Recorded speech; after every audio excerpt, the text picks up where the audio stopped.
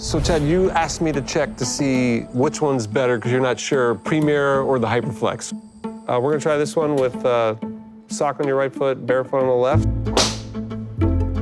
Okay, how'd you hit that one? Good. Okay. Take a look at that real fast.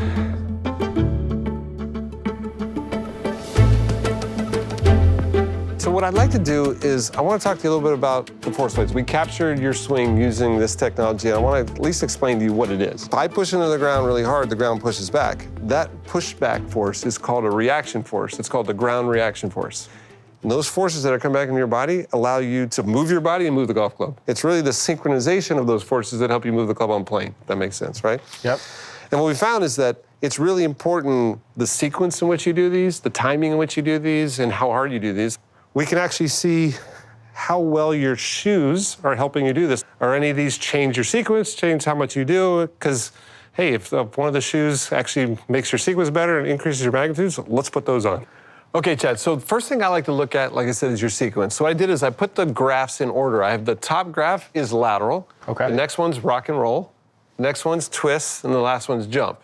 And I put a yellow dot where you do those maximum. So what I'm gonna do is I'm gonna see which one you do first. Understand, this is barefoot, right? So I'm looking at, there's no interference between your foot and the ground. You're going, okay, so I'm going, okay, you're kind of pausing, you're going lateral. Yep. Right? You're twisting, and then you jump rock. Okay. I'm like, okay, now I can kind of feel what you're doing. Like, that's why I like, Yeah. it really helps me understand how you move the club, right? One of the things we like to look at is when you put a shoe on, what do you think should happen if I put a shoe on? Better traction. Traction's a big one, right? Yeah. I mean, that's probably step one with you guys, traction, right? Absolutely. Right? Step two is, do you want cushion when you walk? It's a little more comfortable, usually. So it's like this double-edged sword. We want some cushion for when you walk, but we don't want to take away too much so that you can get the ground reaction forces. Does that make sense? Right, yeah. So we kind of look at this in a couple ways. We're like, could we help with traction? Could we help with some comfort, but at the same time, don't take away as much ground reaction forces as possible? Sure. You know, if you can make it zero, that would almost be impossible, but that'd be great. Now, I look at this and I go, if I'm gonna go look at shoes now, I'm gonna go, number one, I wanna help your superpowers. I wanna try and see if I can maintain as much of that vertical as we can. I wanna see if I can help you twist even more. And then if I can add some of those lateral ones, I'm in. We'll do some, that's what we're gonna look for. Okay. Does that make sense? Yeah, it makes a ton of sense. I'm gonna do the same thing we did when you were barefoot. Let's take a look at the Hyperflex.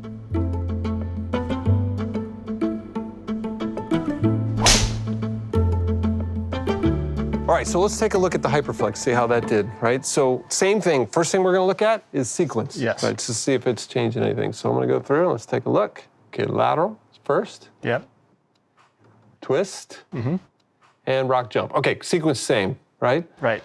I look at timing. Actually, it might even be a little earlier. You notice that? So now remember, if it's earlier, it gives you more time to transfer the energy over there. That's good. The best players, the most efficient players are earlier, not later, right? So maybe that shoe sequence is the same. If anything, it actually made you a little bit earlier, which is a good thing. Okay. Now I go look at magnitude, okay? So now I go look at magnitude again. Let's start with lateral again. So we take a look here. Your lateral is now 13.15. Before, it was, just to remind us, was 11.85. So that's a 10% increase. Okay. Rock went down a little bit. Okay. So a little bit less rock. If I go to your twist 17.98, it went up a little bit. It went up almost 2%. So a little bit more of your rock.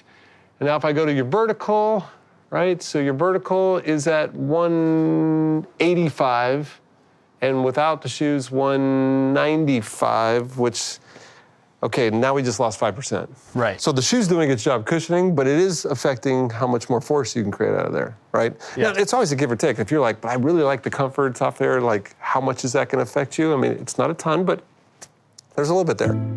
So I'm gonna look at Premier.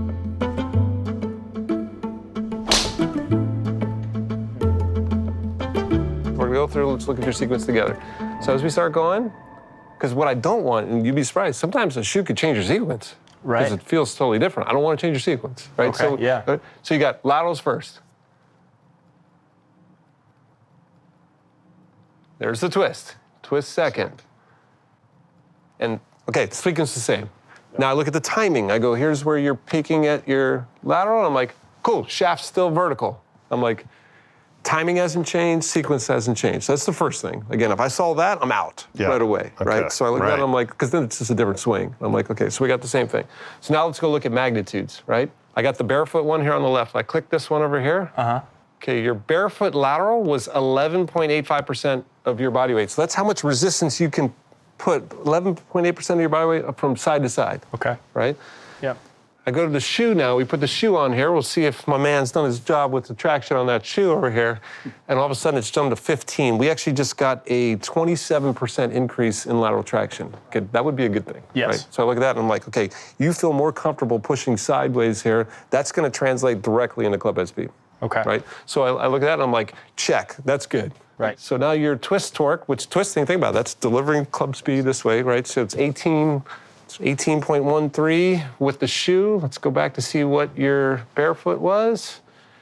And it was 17.62. That is a 3% increase. Check. I'm like, okay, I'll take 3% increase in torque, right? We'll take that all day long. When you put the shoe on, you push with 193% of your weight. That's your maximum vertical. Without the shoe, so take the cushion away, it's at 195. That means we maintain 98.9% of your vertical. Right. I'm like, dude, that's really good. I think that's great. And if at the end of the day, round 1, round 2, round 3, round 4, you have more comfort and you're playing more relaxed, it might be worth that. I look at this and I'm like, if it feels comfortable to you and we're maintaining as much of the vertical, I'm all in. So if you ask me from a biomechanics sports science standpoint, not talking about comfort and what you like, what looks better, there's no question we're going Premier. Both shoes improved your lateral and your twisting abilities, right? Both actually minimized how much it dampens. Obviously, the Hyperflex has more. I would say the advantage on the Hyperflex is he did it earlier, which is a little interesting. Like, so those can counterbalance. But I think the 27% increase and the only 1%, that's pretty hard to beat.